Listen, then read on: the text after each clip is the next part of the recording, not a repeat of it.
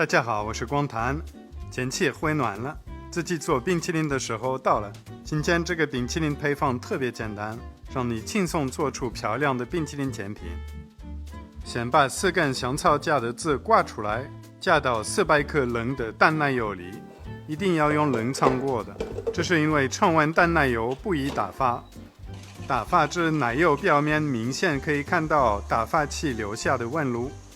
加入230克的炼乳，注意炼乳也要事先冷藏，边打边加入，继续打发，直到奶油变成这种比较硬的状态。偷吃一口，现在这个阶段已经很好吃了。装进盒子里，放冷冻冰箱至少5个小时。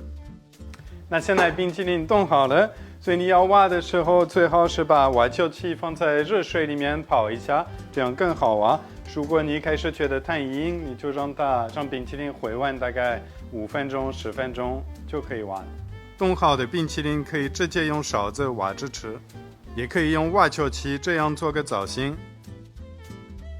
装饰点水果和饼干脆片，更有仪式感，也很适合招待客人。那我们这个冰淇淋小甜品就做好了，所以这里搭配了一些水果。